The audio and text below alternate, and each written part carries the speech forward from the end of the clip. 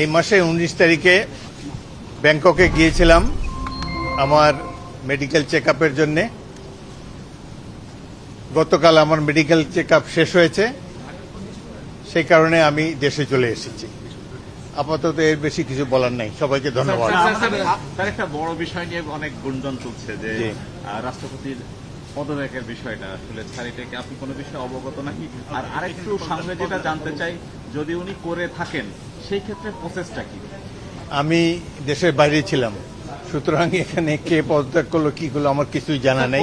এখন হয়তো জানতে পাবো, জানি না।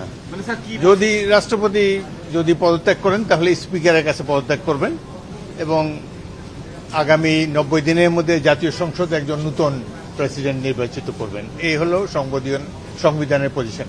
ধন্যবাদ।